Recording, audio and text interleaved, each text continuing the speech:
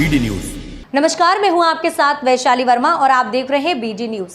आइए रुक करते हैं आज की खबरों की ओर। तेंदुखेड़ा में नर्मदापुरम नरसिंहपुर संसदीय क्षेत्र के प्रत्याशी संजय शर्मा के समर्थन में एक सभा को संबोधित करने पहुंचे कांग्रेस के स्टार प्रचारक एवं प्रदेश अध्यक्ष जीतू पटवारी ने पत्रकारों के सवालों का जवाब देते हुए स्पष्ट किया कि भाजपा का 400 पार का जो नारा दिया है वह केवल इसकी तानाशाही का एक नमूना है।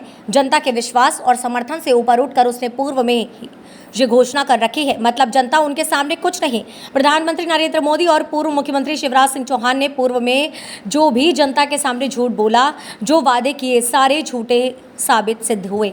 जनता इन लोकसभा चुनाव में हिसाब चुकता करेगी। पत्रकारों से चर्चा के पूर्व पटवारी ने सभा को संबोधित करते हुए स्पष्ट किया कि मोदी जी जगह जगह जाकर अपनी गारंटी की बात करते हैं, लेकिन विधानसभा चुनाव के दौरान लाडलियों को 3,000 रुपए देने, समर्थन मूल्य पर गेहूं 2,700 रुपए की गारंटी और धान 3,100 रुपए की बात कही थी। वह कहाँ गई? मोदी जी ने 2 करोड़ लोगों को हर साल 2 करोड़ लोगों को नौकरी, 450 रुपए में गैस सिलेंडर देने, हर गरीब के खाते में 15 लाख डालने की बात कही थी। वह कहाँ चली गई? 141 में से 121 कांग्रेस के नेता भाजपा में गए। अब शायद वे वहाँ भ्रष्ट नहीं बचे। काला धन वापस लाने, राष्ट्रवाद, सर्जिकल स्ट्राइक, पुलवामा की घटना, नफरत फैलाने तथा किसान आंदोलन के दौरान समझौता, फिर दिल्ली में किसान आंदोलन के दौरान 700 किसानों की मौत जैसे विषयों पर विस्तार से प्रकाश डाला। झूठ बोलना भाजपा की राजनीति। कृणाल चौधरी।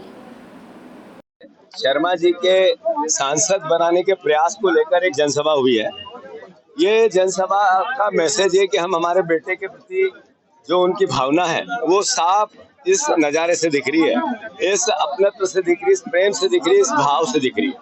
मैं मानता हूँ एक तरफ है संजय शर्मा जी जो जीवन में गरीब से गरीब के काम आने का उनका इतिहास है, उनकी एक सभ्यता, उनकी एक परंपरा, उनकी एक संस्कार है, और दूसरी तरफ है दर्शन सिंह जी जिन्होंने किसानों के साथ कितना बड़ा धोखा किया, सिर्फ बीजेपी से सांसद बनने के लिए किसानों की पीठ में छुरा घोंपा।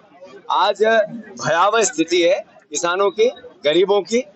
आज भयावह स्थिति है उस युवा परिवार की, युवा बेटे का जिसका बेरोजगारी से दम टूट रहा है।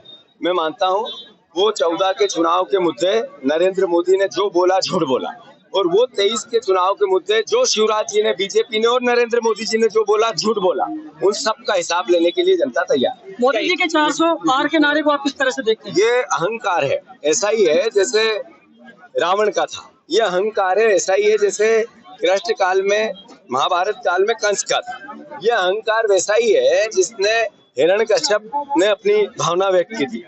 ये अब की बार 400 पार यानी जनता को चुनौती दे रहे, वोट को चुनौती दे रहे। ये कह रहे तुम्हारी जरूरत ही नहीं है, हम तो आएंगे ही।